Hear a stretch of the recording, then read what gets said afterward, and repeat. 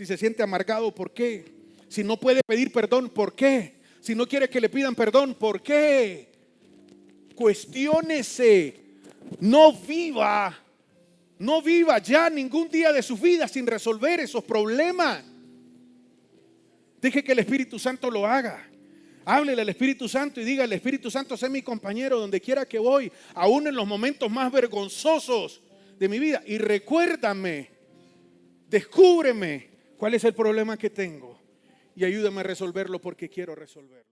Tuve la oportunidad de predicarles el domingo pasado y hoy quiero continuar esto. Si usted no pudo venir el domingo pasado, le recomiendo que se vaya a YouTube y pueda ver la primera parte de esta prédica para que tenga un poco de contexto.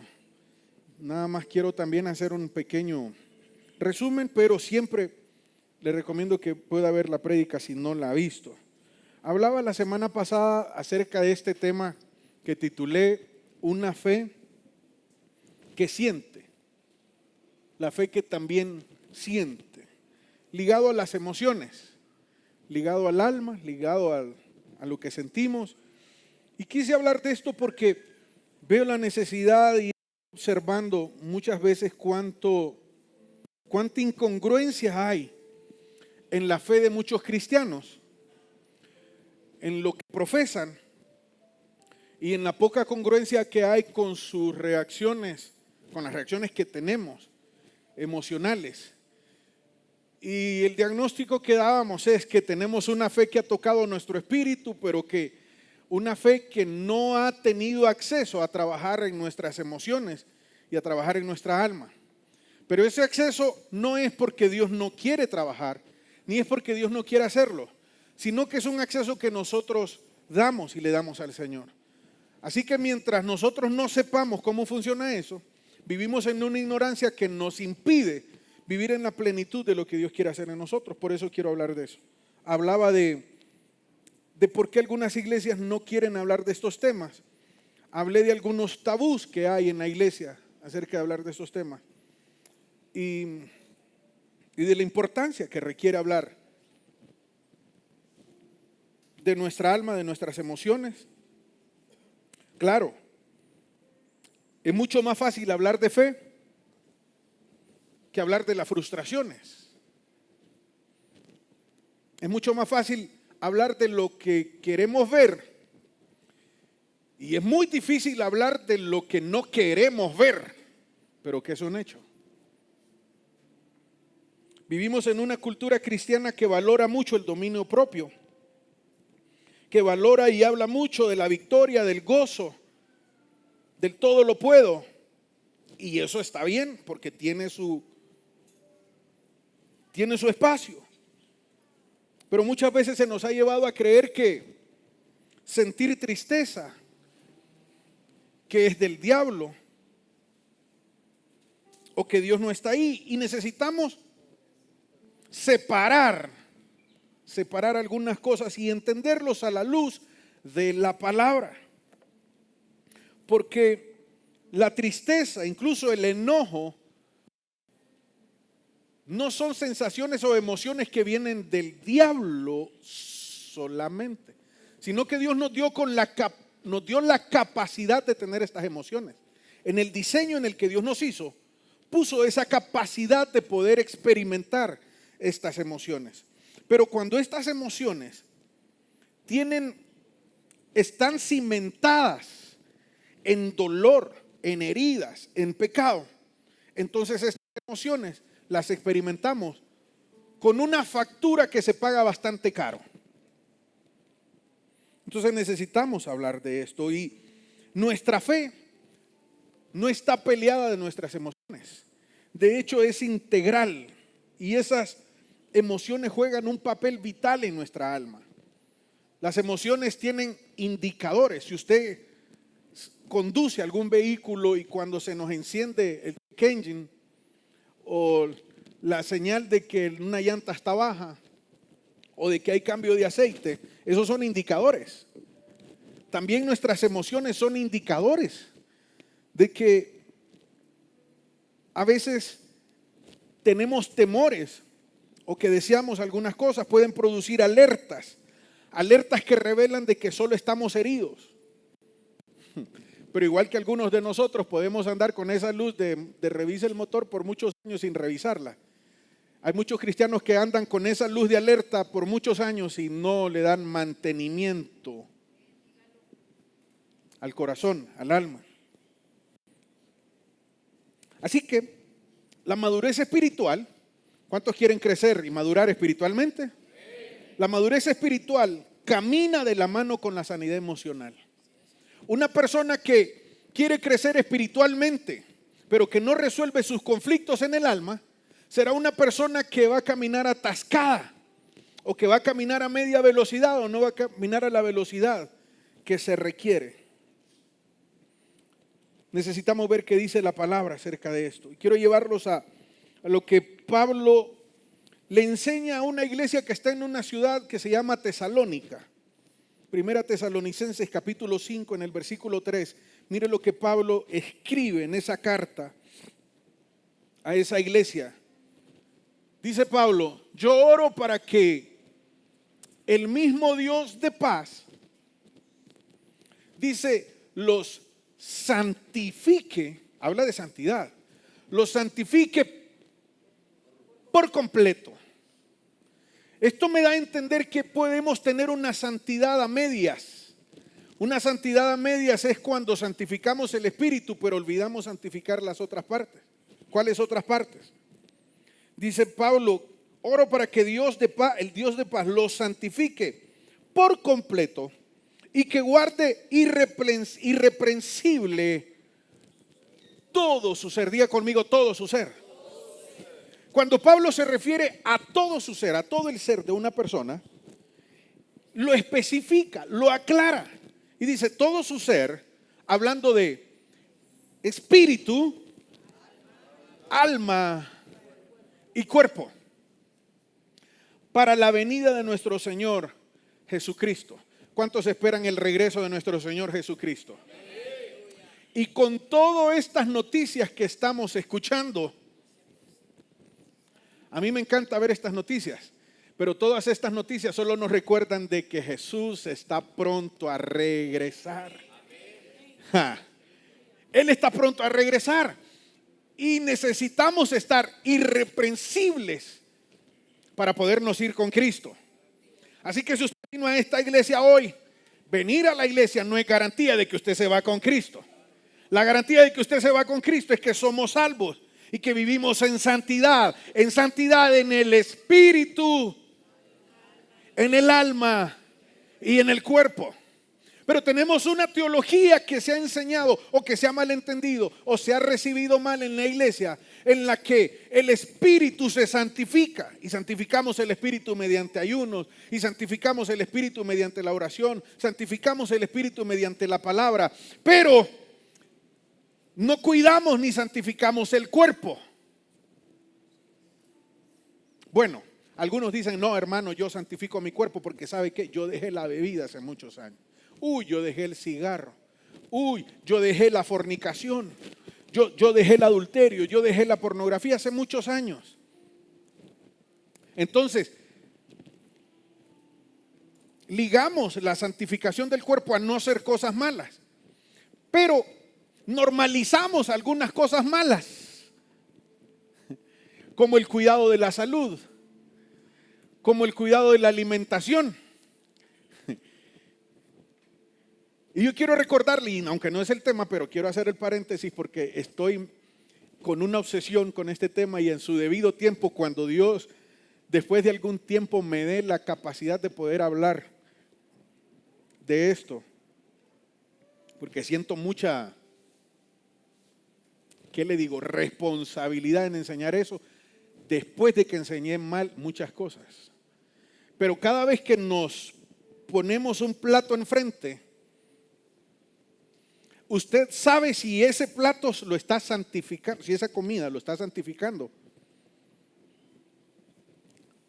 o lo está llenando de cosas que no santifican, aún en el plato de la comida. Entonces Pablo dice: oro para que el Dios de paz lo santifique por completo, en todo su ser, en el espíritu, en su cuerpo pero aquí es donde quiero predicar, también en su alma.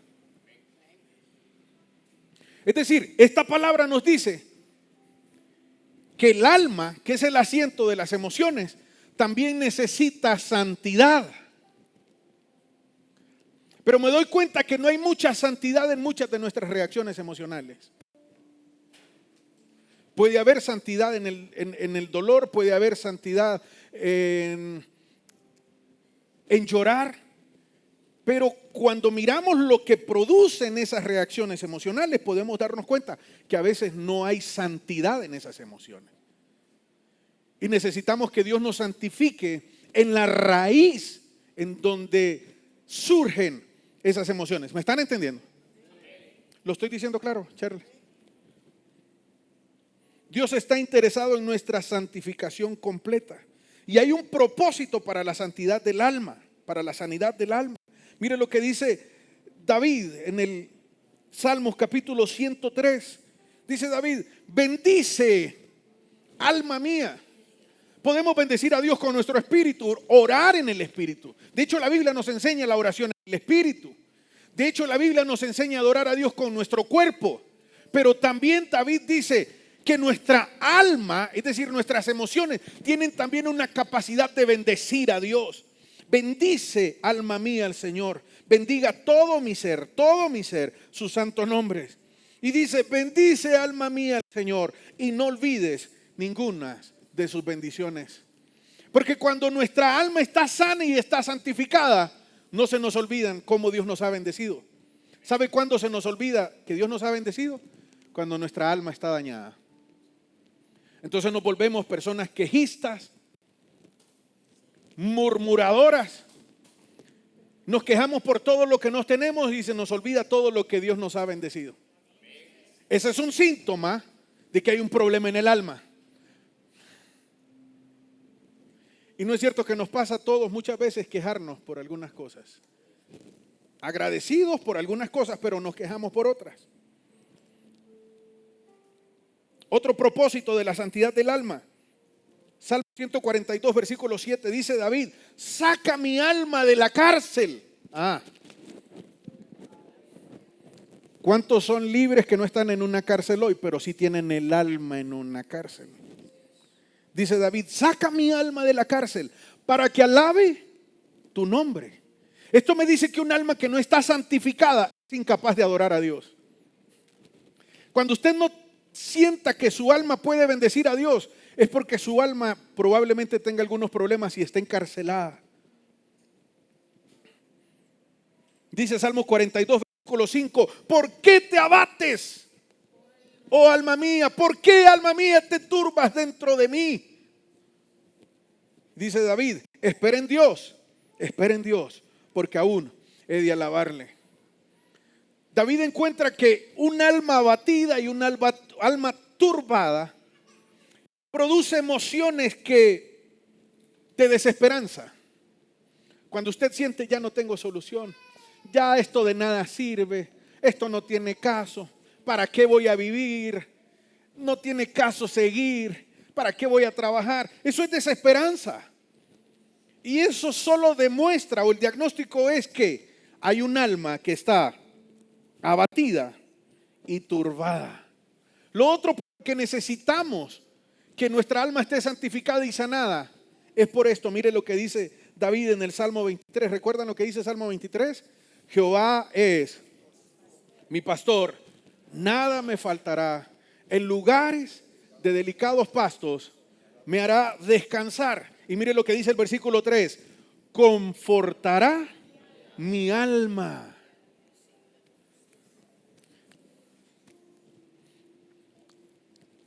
Necesitamos espacios en donde Jehová, nuestro pastor, pueda confortar. ¿Sabe qué es confort?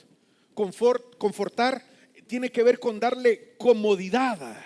Cuando usted está en una silla y se sienta de este lado y se sienta de otro lado y le hace así, es que usted no está cómodo, no es confortable.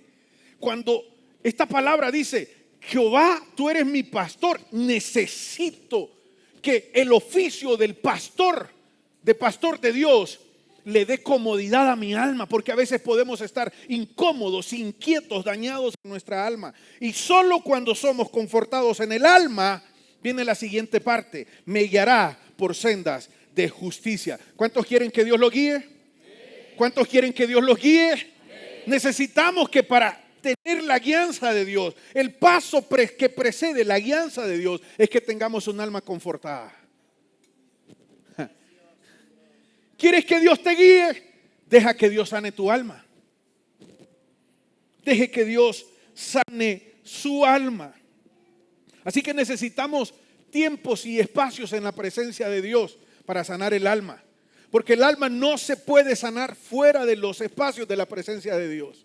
El alma no se puede sanar. Se puede hacer remedios de sanidad del alma, pero solo Dios puede sanar nuestra alma.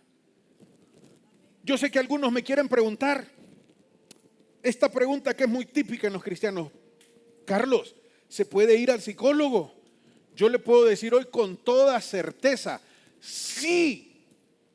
Es más, necesitamos muchos de nuestros jóvenes que estudien esas carreras, que hayan profesionales en medio de la iglesia. Pero un profesional te va a ayudar a descubrir algunas formas de pensar o a descubrir algunas cosas, pero sanarlo solo lo puede sanar Dios. Sanarte solo te puede sanar Dios. Entonces necesitamos estar expuestos a la presencia de Dios. Esto fue lo que le pasó al profeta Isaías. Isaías capítulo 6, versículo 5. Este hombre está expuesto a la presencia de Dios, y cuando se da cuenta que la luz de Dios lo rodea y que la presencia de Dios está ahí, entra en un estado de conciencia. Mire lo que dice: entonces dije yo, ay de mí, soy hombre muerto. Ya estuvo esto, porque mis ojos han visto al Rey, el Señor de los ejércitos, aun cuando yo soy un hombre de labios impuros. Isaías, el profeta, está expuesto a la presencia de Dios y dice: mis ojos vieron a Dios y Dios me vio. Y entonces se da cuenta que cuando sus ojos ven a Dios y Dios lo ve a él, no hay nada que quede oculto. Cuando la presencia de Dios llega, no hay nada que quede oculto. Cuando estamos ocultando algunas cosas es que no nos hemos expuesto a la presencia de Dios. Pero cuando estamos expuestos a la presencia de Dios por esos momentos como los que acabamos de pasar, donde no es manipulación de instrumentos, donde no es manipulación de alguien que diga algo, sino que nos damos cuenta que la presencia de Dios está ahí, debemos de aprovechar y decirle al Señor: Señor, revélame lo que hay en mi alma. Trae luz. Yo no sé si a usted le ha tocado algunas veces levantar el sillón o la cama. De vez en cuando lo practican eso ustedes cuando barren la casa. De vez en cuando. O hay algunos que nunca han barrido ahí. Si nunca han levantado el sillón, yo le recomiendo que hoy se vaya en la tarde y lo quite. Y aunque tenga limpio por donde pasa la suegra, decimos, si quita ese sillón se va a dar cuenta que hay muchas cosas ocultas ahí. Pero cuando se quitan y la luz se enciende, nos damos cuenta de cuánta suciedad hay ahí. Así que cuando entramos a la presencia de Dios, somos expuestos lo que hay. Dice Isaías: ay papita, ya estuvo, ya me fue mal aquí, porque la santidad de Dios me ha descubierto que soy un hombre de labios inmundos. Espéreme. Estoy hablando del profeta. El profeta que usa sus labios para hablar la palabra de Dios, para hablar lo que el cielo dijo. Pero él dice: mis labios son inmundos. Se da cuenta cuando está expuesto en la presencia de Dios. Se da cuenta que necesitamos la exposición a la presencia de Dios para darnos cuenta. Y no solo eso, dice: aún cuando soy un hombre de labios inmundos, también dice: y habito. Habla de mi ambiente, mi atmósfera también es de un pueblo de labios también impuros. La presencia de Dios nos expone lo que tenemos y lo que está en nuestra casa y lo que hay en nuestra familia. La presencia de Dios nos lo expone. Hay respuestas, hay preguntas que usted tiene, que las respuestas solo las va a encontrar en medio de la presencia de Dios. Necesitamos la presencia de Dios. Necesitamos la presencia de Dios más que nunca. Así que, continuando mi mensaje, yo quiero darle algunos consejos hoy de cómo podemos exponer nuestra alma para que Dios la sane, para que Dios la restaure, para que Dios la transforme, no para que nos hagan un maquillaje. Esta prédica no es ¿cómo se dice cuando? ¿Cómo disimulamos nuestros defectos del alma? No. Esto es para que Dios transforme nuestra alma. Bueno, número 1, ¿están listos? Número 1, mire lo que hay debajo de la superficie. Todos miramos solo lo que está de la superficie para arriba. Si miramos este edificio, no podemos ver lo que está debajo de la superficie.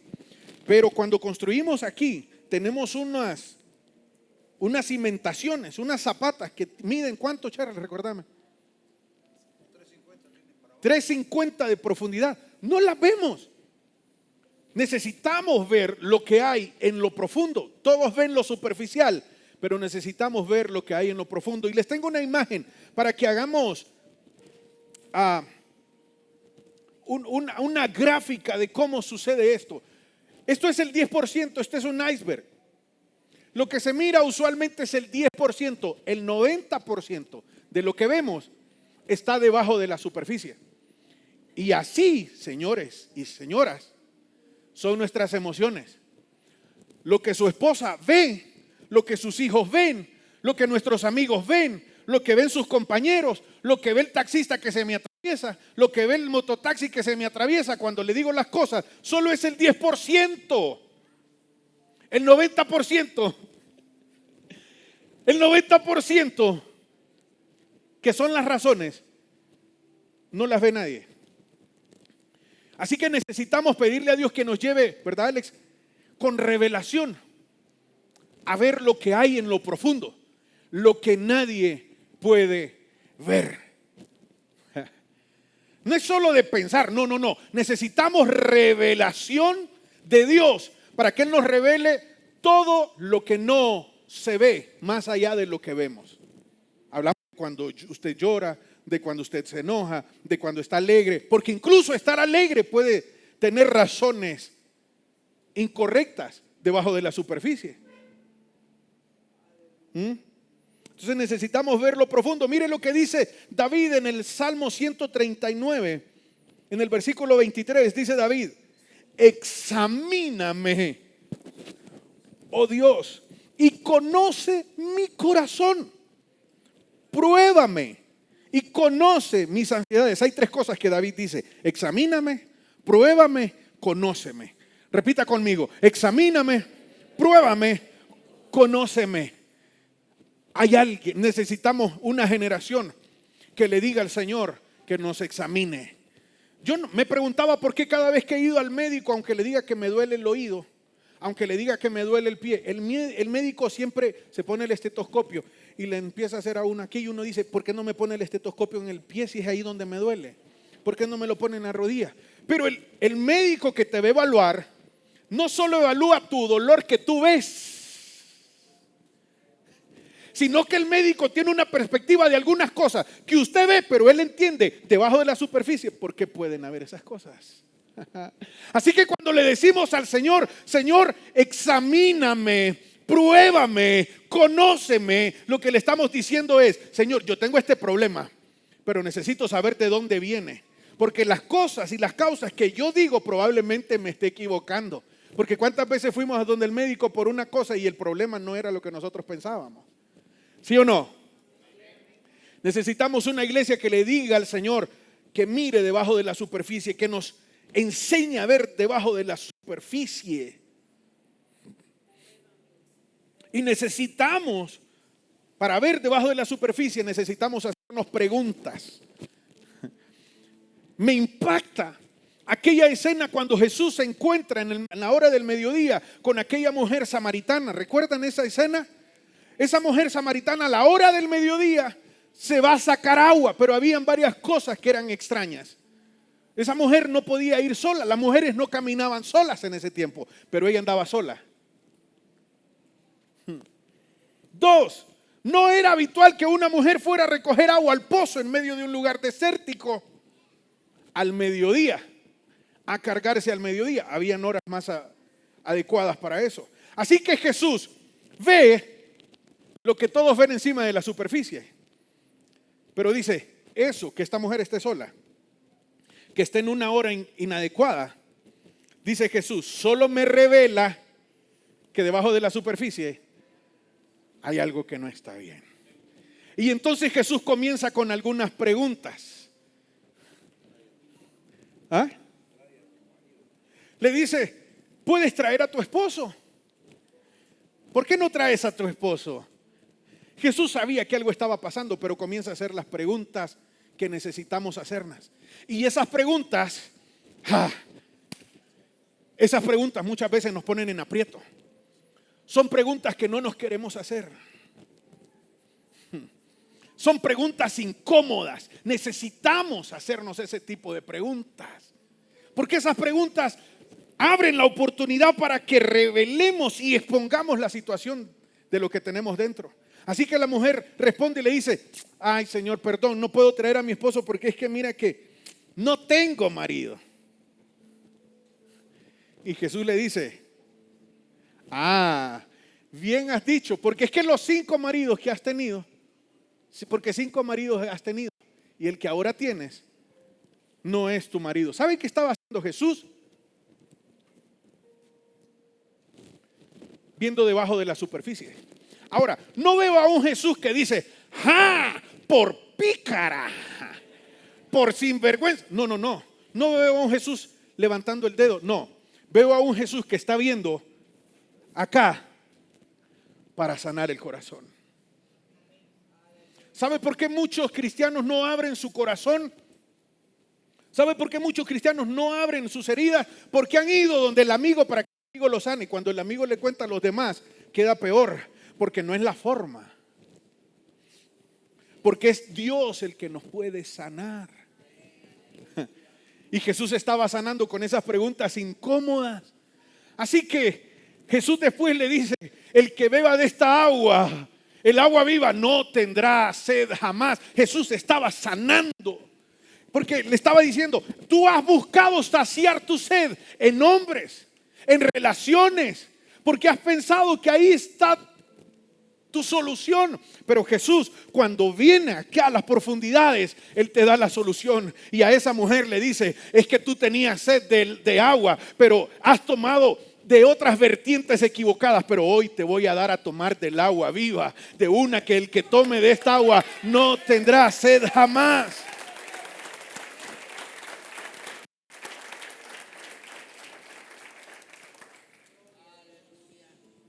Así que necesitamos hacernos preguntas por cada cosa que sentimos, por cada reacción que tenemos. Necesitamos preguntarnos, ¿por qué me pone triste esto? Yo he visto gente que cuando le pagan es una emoción, es una excitación y es una locura. Y cuando no tiene dinero y no anda nada en la bolsa, es la persona más miserable y todo le cae mal y se pone irritable. La pregunta es, ¿por qué el dinero le provoca esas emociones? ¿Por qué el dinero le provoca esa alegría? ¿Y por qué el dinero no tenerlo le provoca esa reacción? ¿Qué hay ahí debajo? Pero usted se da cuenta que nos acostumbramos a esas reacciones nada más. Solo nos acostumbramos, no nos cuestionamos. Necesitamos cuestionarnos, ¿de dónde viene esa tristeza? ¿De dónde nace esa alegría? ¿No es cierto? ¿Por qué me afecta tanto? Usted ha visto personas que cuando le dicen, no te queda bien esa camisa, ay Dios mío, el mundo se les derrumbó. Hay personas que sufrieron con tanto rechazo en su infancia que necesitan proyectar una imagen de deseables. Y por eso son personas que no se les cae ni un pelito, que no les cae un polvo. Y uno dice, qué bien se mira, porque nosotros solo vemos la superficie. Y hay algunos que es cuestión cultural, simplemente. No digo que todos los casos sean iguales. Pero podrán haber personas que detrás de esa imagen impecable lo que tengan es un miedo al rechazo de lo que sufrieron.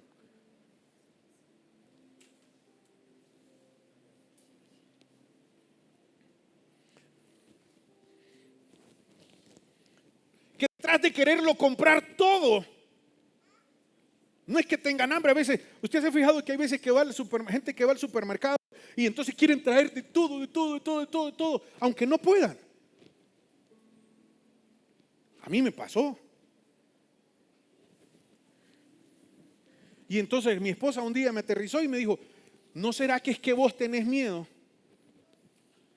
de volver a tu niñez cuando ibas al súper? Porque cuando no iba al súper, pues, o sea, de hecho nosotros pasamos una etapa en mi niñez donde yo iba a la pulpería a comprar la mitad de un cuarto de repollo. ¿Ah? Un cuarto de repollo.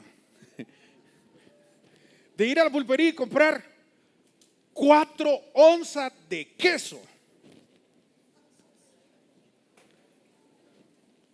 para ponerlo rallado para que rinda y dure más. Con esto no lo digo con obviamente con un juicio para mis papás. Yo sé que ellos nos dieron lo mejor que podían, lo que tenían.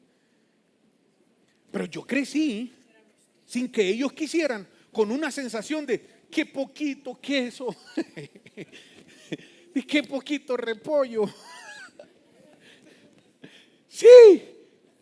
Entonces cuando iba al súper y me casé, yo quería traer todo, aunque no ajustara. Pero tuve que empezar a ver que debajo de eso lo que había era un miedo de recompensar lo que no tuve en el pasado. No sé si me está entendiendo. Entonces, cada cosa que nos produce la compulsividad de comprar, de tener, de más de esto, o de cerrarnos algunas cosas, de rechazar algunas cosas, ¿qué lo produce? Para sanar el alma necesitamos hacer preguntas. ¿Por qué? ¿Por qué evito a ciertas personas? ¿Usted tiene personas a las que evitan?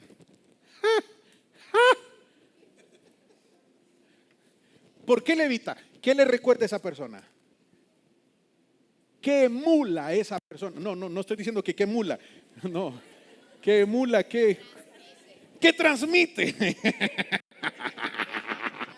Pero me salió buena, ¿va? ¿Qué transmite esa persona que te recuerda, que despierta algunos recuerdos dolorosos o de rechazo?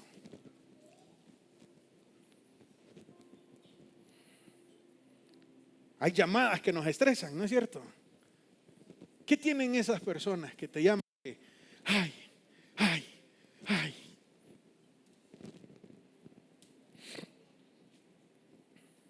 Así que, para que Dios nos sane, necesitamos ver lo que hay acá y encontrar este dolor, estas heridas, para que Dios las pueda sanar. Porque le explico algo. Dios quiere sanarnos. ¿Cuántos creen que Dios quiere sanarnos? Estamos de acuerdo. Pero para que Dios nos sane, necesitamos cumplir 2 condiciones. Cuando usted lo van a poner en el hospital, lo ponen a firmar un documento, ¿no es cierto? Para que Dios nos opere, necesitamos firmar 2 documentos, 2 cláusulas, 2 condiciones. Una, para que Dios nos sane, usted tiene que estar consciente de lo que le está afectando. Si usted no está consciente, usted no va a ser sano de la noche a la mañana. Necesita estar consciente de lo que hay en la profundidad de su alma. Por eso, si alguien quiere caminar de victoria en victoria, le urge a usted más que a nadie escarbar, ver qué es lo que hay ahí. Necesitamos estar conscientes. Y 2, necesitamos querer que Dios nos sane. Conocer y saber. ¿Por qué? Mire esta frase. Lo que no se reconoce no se puede sanar. Lo que no se reconoce no se puede restaurar. Si hay un dolor no nombrado, si hay heridas ignoradas, si hay emociones enterradas, Dios no te puede sanar. No porque no pueda, sino porque no es el método de Dios. Dios solo restaura a la gente que quiere. Por eso cuando aquel hijo se perdió, ¿se acuerdan de aquella parábola de Jesús del hijo perdido? Del hijo pródigo. El papá lo estaba esperando. Cuando el hijo vino, había un anillo, había zapatos nuevos, había vestido nuevo, había comida hecha, había una fiesta, habían músicos. Pero el hijo tenía que dar el primer paso. El papá lo recibió, el papá abrió los brazos, el papá no lo juzgó, el papá lo amó, todo estaba ahí. Pero tenía que haber una condición de que él se diera cuenta. Cuando él se dio cuenta, cuando él volvió en sí, pudo regresar. Y cuando pudo regresar, fue capaz de ser recibido por los brazos. Dios tiene los brazos abiertos. Él quiere sanarte. Él quiere restaurarte. Él quiere transformarte. Pero necesitas que vuelvas en sí. ¿Qué fue lo que le pasó a aquel hijo? Dice, y volviendo en sí. Es decir, siendo consciente de lo que había en el dolor, de lo que había de dolor, regresó a los brazos de su padre. Hay algunos de ustedes que no están disfrutando del anillo, ni de la comida, ni de los zapatos para caminar, ni del vestido de una nueva vida, porque no han vuelto, porque no son conscientes de lo que cargan en su corazón. Y estamos viviendo en la superficie como si nada pasa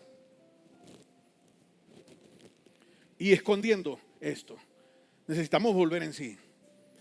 ¿Qué me produce esto? ¿Por qué pienso así? ¿Por qué reacciono así? Número 2, necesitamos romper con el poder del pasado.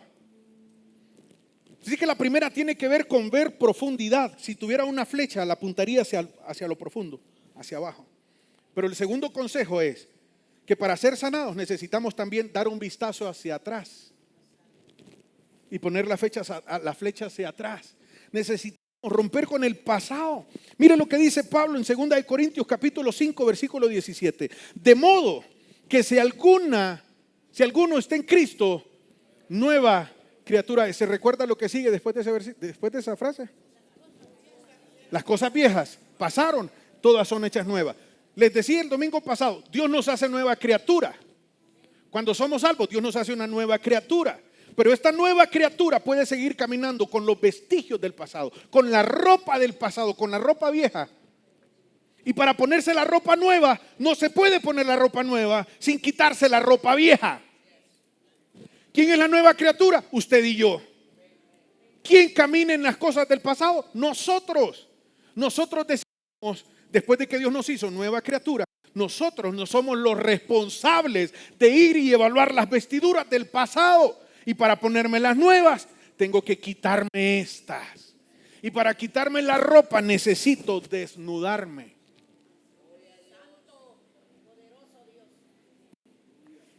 Necesitamos desnudar el alma para quitar las ropas viejas y ver para atrás. Y cuando hablo hacia atrás, necesitamos identificar algunos patrones emocionales que vienen de nuestras familias. Le pongo este ejemplo, fíjense lo que sucedió con ¿se acuerdan ustedes de José? De José que fue gobernador en Egipto. Yo siempre me había preguntado por qué José cuando se expuso a sus hermanos. Recuerdan que los hermanos llegaron ahí y no lo reconocieron, pero José no les dio la cara. Es decir, José no se expuso. Y después dice la palabra que José se mete a un lugar a llorar allá amargamente. Yo me preguntaba, ¿qué le impidió a José reencontrarse con sus hermanos? Espéreme, con sus hermanos que lo habían vendido, con sus hermanos que lo tiraron en una cisterna y después lo vendieron. ¿Cómo se siente enfrentarse con una persona que lo traicionó y después tenga que encontrárselo en otra situación? ¿Se imaginan lo que le sucedió a José? Y después se mete y empieza a llorar amargamente. Y yo me decía, ¿cómo funciona esto? Claro, eso no le sucedió a José porque era José. No. Hay cosas de esas que son producidas del daño del pasado. Del daño del pasado tiene que ver incluso con nuestras generaciones anteriores. ¿Se acuerdan del bisabuelo de José? Abraham. ¿Se recuerdan que Abraham mintió acerca de Sara, su esposa, y dijo que era su hermana? Ahí comenzó un ciclo de mentiras. Y cuando tenemos esos ciclos, por eso les decía la vez pasada en aquella reunión que tuvimos de hombres, cuando uno peca, también están pecando sus hijos y están pecando sus nietos y sus siguientes generaciones. Por eso necesitamos mantenernos en santidad. Mire lo que pasó con Abraham. Abraham, el amigo de Dios, fue calificado como amigo de Dios, a quien Dios le dio la promesa. Cuenta las estrellas, cuenta la arena del mar, y entonces sabrás que Entonces, la bendición se transmite, pero hay algunas cosas que se van transmitiendo también. La mentira, el ciclo de mentira también se reproduce después en los hijos de Abraham y Sara. El caso de Isaac, hijo de Abraham. Se encuentra este matrimonio con una dinámica de mentiras en medio de ese matrimonio. Usted recuerda a Rebeca poniéndole un disfraz de una piel de oveja, de cabra, no sé, a uno de sus hijos para engañar a su papá en el matrimonio, para engañar a su esposo. Ciclo de mentiras. ¿Y qué sigue? La siguiente generación, otra vez, Jacob, hijo de Isaac, y Rebeca eleva el nivel de mentira y manipulación a nivel top. De hecho, el nombre de Jacob se traduce como engañador. Si usted lee la historia de Jacob y sus mentiras, es increíble, usurpador. Es increíble. ¿Y qué sigue? Los hijos de Jacob, incluido José, los hermanos de José. Miren esto, simularon la muerte de José, ya es un nivel dramático de mentira. ¿Cómo empieza? Con una mentirita, con una mentira que va más allá, con otras grandes mentiras y con una mentira espantosa. ¿Usted se imagina a estos muchachos diciéndole: papá, te tenemos malas noticias, fíjate que a tu hijo se lo comió un animal? Y el papá diciendo: qué barbaridad, qué tristeza, tráiganme los restos. Y ellos dijeron: no quedó nada, ni el pelo, todos se lo comieron esos lobos. Óigame, ¿se imagina usted ir a un funeral a llorar la muerte de alguien de mentiras? Imagina usted tomando café con semitas toda la noche, llorando ahí. Una mentira. Dios santo. Entonces, sanar el alma tiene que ver con revisar muchas acciones que vienen del pasado. A mí me sucedió algo cuando mi hijo tenía unos probablemente 8 o 9 años. ¿Te acordás del suceso de la guitarra? Vamos por ahí. 10 años, tal vez. Si el Señor me hiciera una pregunta y me dijera: Carlos, te voy a dar oportunidad para borrar uno de los errores de tu vida, yo le diría que me lleve a ese día. Porque yo quería transmitir a mi hijo algo que yo quería reflejar en mi hijo algo que yo amaba y quería imponerlo en él. Así que lo que le quería enseñar a tocar guitarra a fuerza, y él no quería. Entonces las primeras veces él hizo caso de todo, pero no quería, obviamente no quería. Uno de esos días, después de un mes, hermano, que lo estén poniendo a practicar algo que usted no quiere, realmente llega a un tope. El cipote se embrecó, se trabó, agarró llave y lo hacía mal y le daba, pero yo estaba notando que no quería.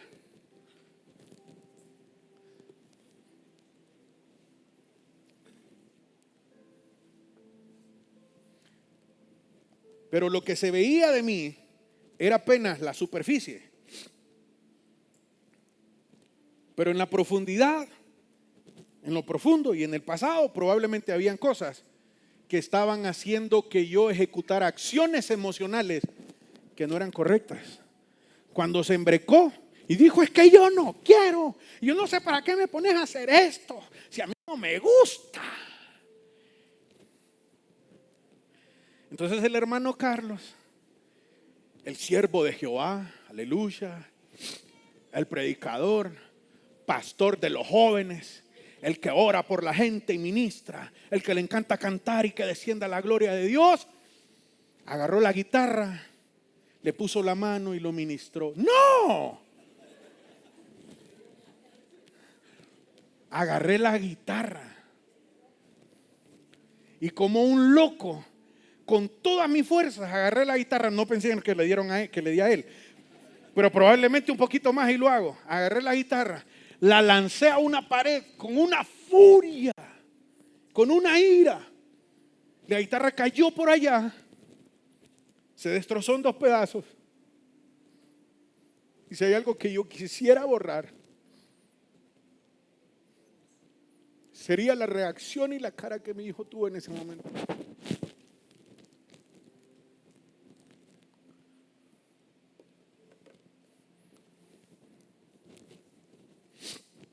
Pero eso que ellos vieron solo es la superficie.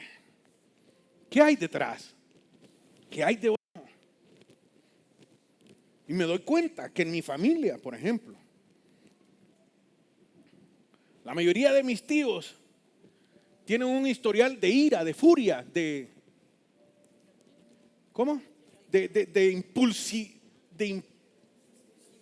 impulsividad, de agresión. Pero ¿qué necesito hacer yo para romper con eso? Ser consciente del pasado. Para que esos patrones, yo diga, voy a romper este patrón que es más, que viene desde mucho atrás y que ha creado algo acá en mi corazón, en la profundidad. Necesito repararlo, necesito ser consciente de lo que tengo adentro y lo que viene atrás.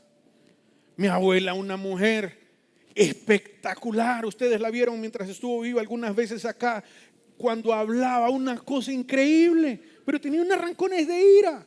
Algunos de sus hijos, la forma era con vení para acá, no vas a venir, el machete, ¡pra! ¡Juá! Qué linda mi abuela, pero me doy cuenta que soy propenso a algunas reacciones de ese tipo.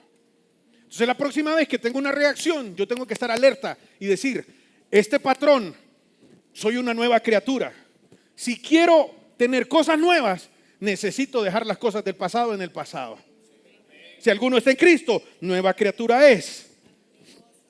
Las cosas del pasado quedaron en el pasado y aquí todas son hechas nuevas. Necesito resolver las cosas del pasado. Necesito resolver las cosas de la profundidad. Ahora, reconocer las cosas del pasado no es lo mismo que revivir, pero sí necesitamos reconocerlas. Número 3, voy avanzando. Con esta voy a terminar. Creo que hoy tampoco voy a terminar todo. Abraza su vulnerabilidad. Somos vulnerables, es decir, no somos fuertes en todas las cosas. Qué bueno por las cosas que somos fuertes, pero en las que no somos fuertes, abraza su vulnerabilidad. ¿Cómo lo explicamos? Mire lo que dice Pablo en 2 Corintios capítulo 12, versículo 9. Pablo tenía un aguijón, dice la palabra que le fue dado un aguijón. Y muchos debaten si era algún impedimento físico, si era alguna cosa de carácter, de temperamento. Algunos solo especulan. Pero cuando ora para que le sea quitado el aguijón, la respuesta de Dios es, y me ha dicho Dios a Pablo, que te baste mi gracia, que mi gracia sea suficiente. ¿Sabe qué es la gracia? La gracia es lo que Dios nos da sin merecerlo. En otras palabras, la respuesta de Dios fue, te di cosas buenas, cosas grandes, que eso sea suficiente, aunque no lo merezcas a causa de tu aguijón. Porque mi poder, dice Dios, se perfecciona en la debilidad. En esa debilidad, en esa vulnerabilidad, hay sanidad. Necesitamos mostrarnos vulnerables. ¿A qué me estoy refiriendo? Que necesitamos abrir el corazón. Venimos de una temporada, de una cultura eclesiástica en donde ser cristiano era tener un discurso de victoria siempre. ¿Ah? Era tener un discurso de aquí el diablo se sujeta bajo mis pies y estoy en victoria. Y en la noche no durmió y estaba llorando y estaba triste, estaba ansioso, estaba en depresión, pero ante la gente la máscara. Voy para la iglesia, la máscara. Y mi máscara es todo lo que dice la Biblia, pero no congruente con su vida. Y los cristianos no estamos en victoria. Vamos a orar por los enfermos, vamos a orar por los oprimidos, vamos a orar por los tristes. Yo no, hermano, porque yo estoy en victoria. Que pase el desgraciado, ¿verdad? Que pasen los pecadores, que pasen. No. ¿Sabe que necesitamos recuperar? Que después que se haga un llamado pasemos todos, sin importar el nivel de liderazgo en que estemos.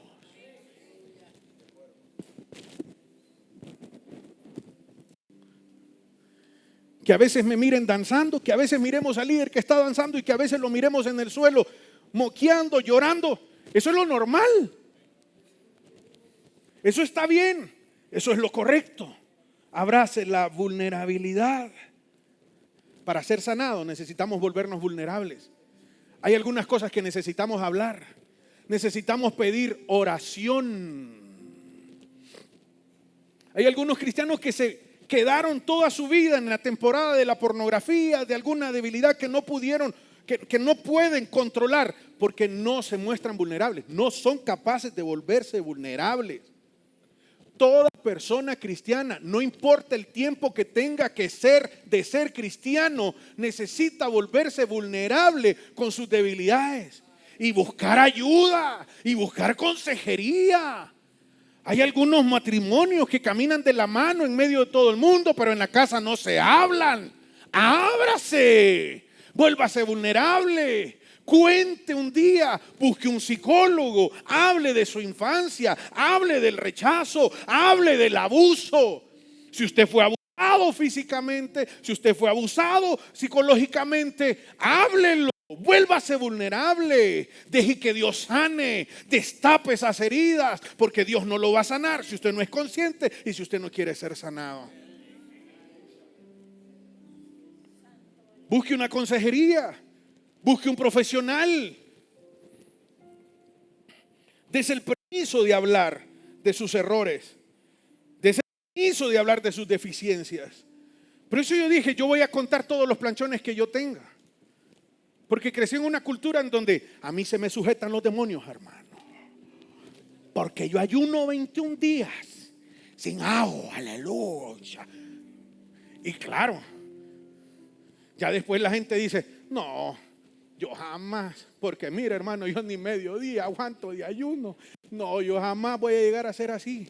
Pero necesitamos una cultura de cristianismo en donde seamos transparentes, en donde miremos al pastor, miremos al líder, miremos al mentor, miremos al hermano y que sepamos que todos estamos rotos, todos nacimos rotos, todos tenemos necesidad de Dios y nadie ya lo alcanzó, nadie ya lo alcanzó.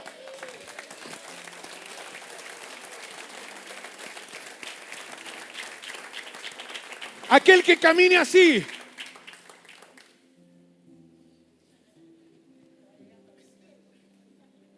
es un mentirosísimo. Eso no sirve.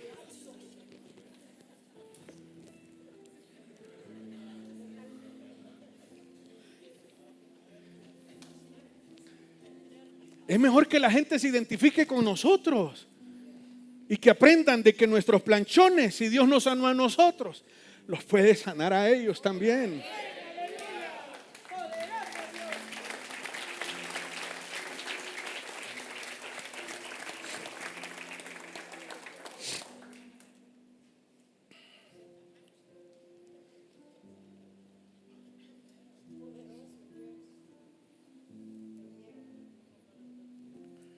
Termino aquí, mi amor. ¿Vos qué me aconsejas?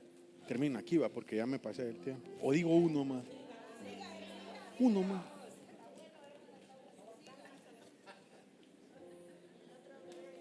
Con esta termino. Acepte sus limitaciones. Acepte sus limitaciones. ¿Sabe que hasta Jesús aceptó sus limitaciones humanas? Espéreme, estoy hablando de Jesús. Tengo que tener cuidado con esto que digo.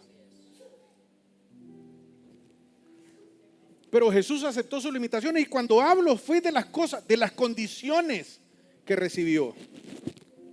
Porque a veces las condiciones en las que nacimos, las condiciones de nuestra familia, generan un rechazo, una queja y un resentimiento por el padre que no tuvo, por el padre que se fue, por el lugar en que nació, por las finanzas que no tuvo, por la educación que no tuvo, porque lo golpearon, por cómo lo educaron. Las condiciones limitantes. Ya estuvo, acepte las condiciones. Jesús, el Hijo de Dios, el Rey de Reyes, Señor de Señores, nunca se quejó porque nació en un establo.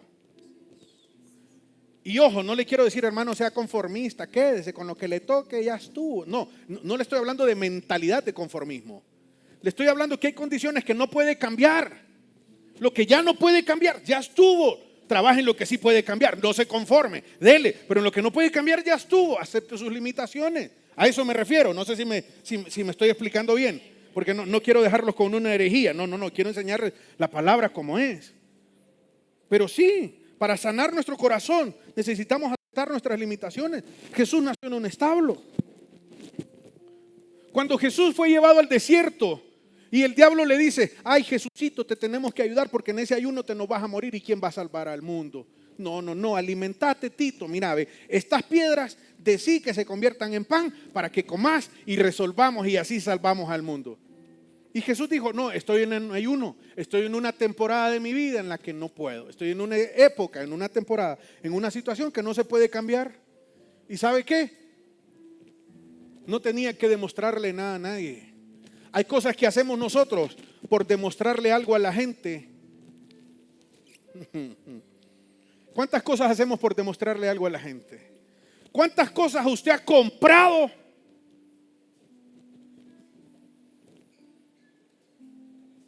por demostrar algo que no puede, que es insostenible?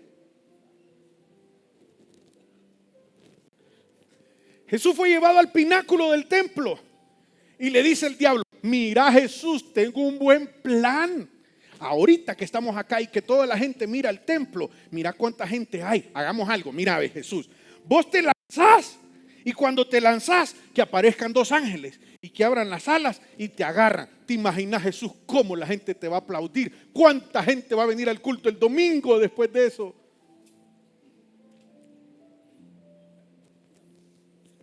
Qué buena idea, ¿verdad? Así como muchas que nos dé el diablo. Pero Jesús dijo: no. Jesús pudiera volar si quisiera, sí. Pudiera convertir las piedras en pan, sí. Pero dijo: voy a aceptar mis limitantes, porque no es mi hora, porque no ha llegado mi momento. Un día Jesús subió frente a sus discípulos, ascendió al cielo. Y otro día, en la segunda venida, dice que va a venir y todo ojo le verá.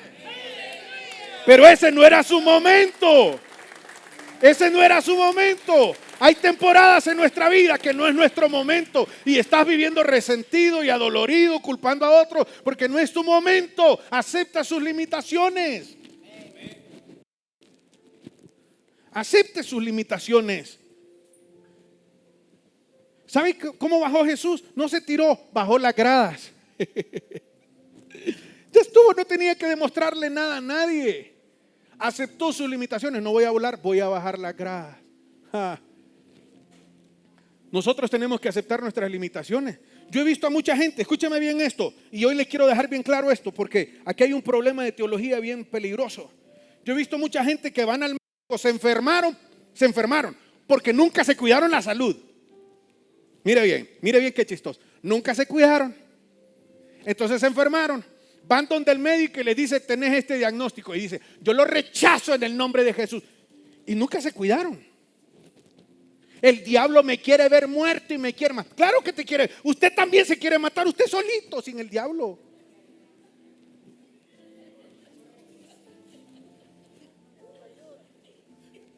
Está como heavy esto, ¿verdad? Y después salen los grandes cristianos diciendo, esa bolsa de pastillas que me dieron, yo lo rechazo, es que yo estoy sano. Y mire, ojo, he visto a muchos que después de hacer eso se sanaron. O sea, no puedo decir lo contrario, pero he visto a muchos que lo que tenían no era genuino, sino que era una máscara de espiritualidad aprendida. Y cuando no se tomaron las pastillas se murieron. Así que si usted tiene una fe tan increíble para dejar de tomarse las pastillas, no se las tome. Venga, cuente el testimonio y todos les vamos a aplaudir. Pero si usted no tiene esa fe, no se ponga una máscara, no sea hipócrita, no sea mentiroso. Tómese las pastillas.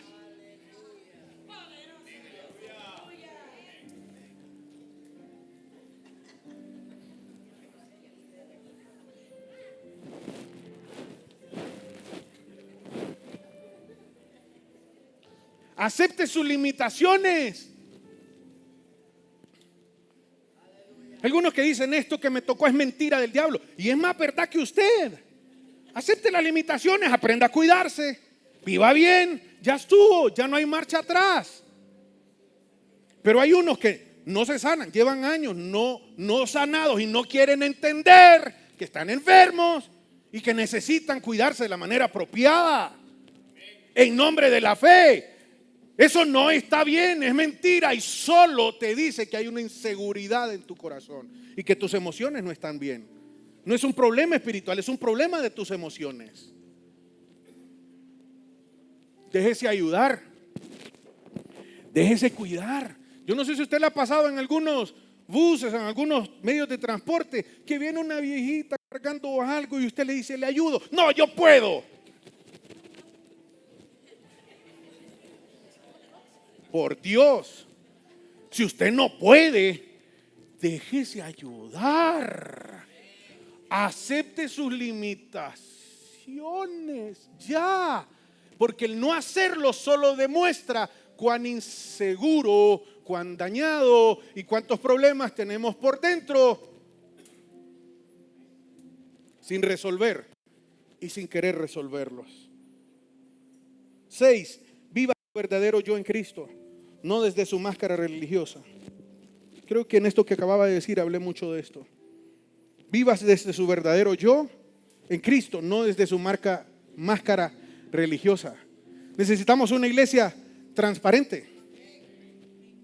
Transparente. Van a haber cultos en donde vamos a danzar y vamos a celebrar la victoria de Cristo y vamos a danzar bien. ¿De acuerdo? Van a haber otros en donde Dios nos va a decir, esta gente viene reventada hoy y no va a ser tiempo de danzar, va a ser tiempo de tirarse al piso y de ser restaurados y de recibir nuevas fuerzas. Y eso está bien. ¿Cuál es la iglesia victoriosa? ¿La que danza o la que está aquí? Son situaciones diferentes. Ambas son situaciones correctas. El problema es solo quedarse en una, el problema es solo quedarse en la otra. Necesitamos vivir una vida en Cristo coherente. La madurez espiritual, crecimiento espiritual tomado de la mano con la madurez emocional. La madurez emocional solo se sana cuando nos damos cuenta y cuando nosotros estamos dispuestos a que Dios nos sane. Yo quiero despacharlos a su casa hoy, reflexionando con cada una de sus reacciones, con cada una de sus emociones. Si está alegre, ¿por qué? Si está triste, ¿por qué? Si se siente decepcionado, ¿por qué? Si se siente amargado, ¿por qué? Si no puede pedir perdón, ¿por qué? Si no quiere que le pidan perdón, ¿por qué? Cuestiónese. No viva ya ningún día de su vida sin resolver esos problemas.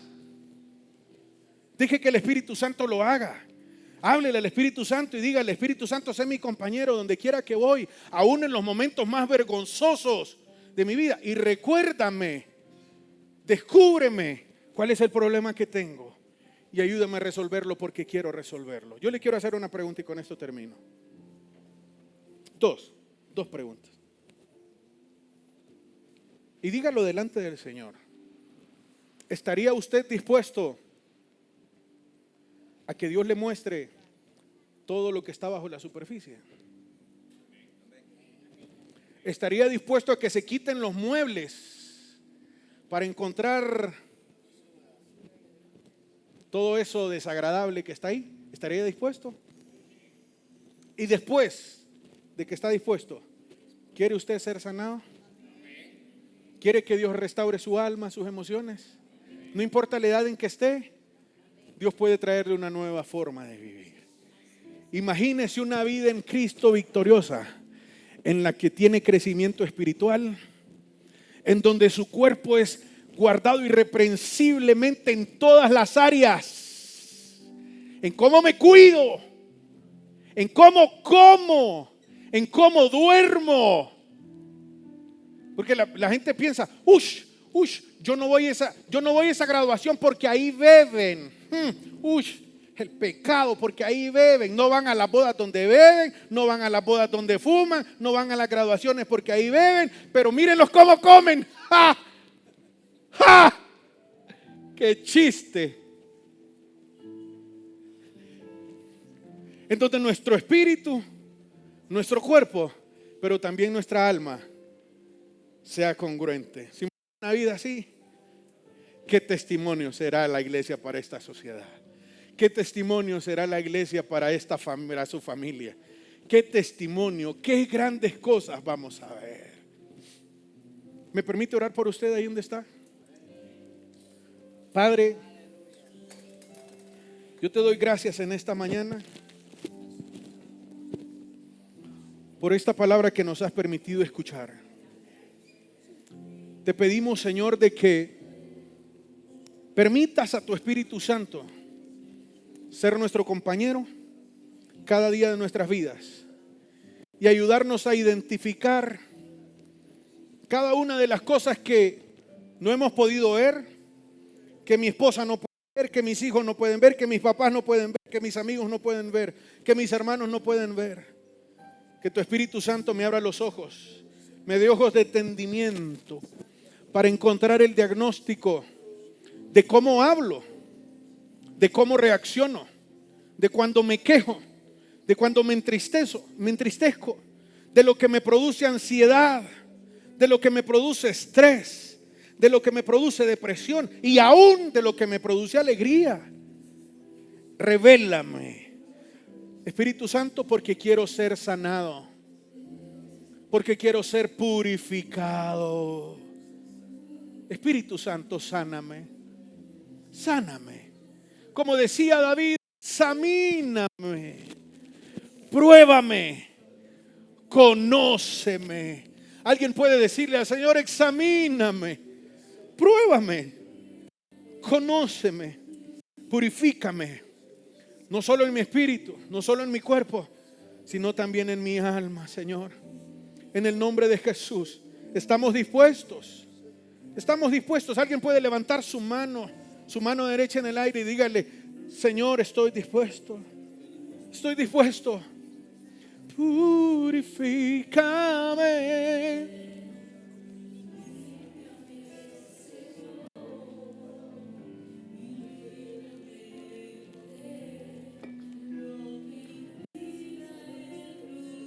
Purifícame.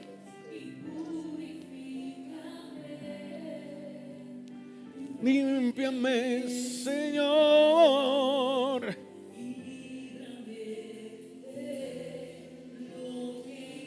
Puedes levantar más fuerte tu clamor al Señor y decirle, purifícame, límpiame, Señor, y líbrame de lo que impida el fluir. Una vez más, purifícame, purifícame, límpiame, Señor, y líbrame de lo que impida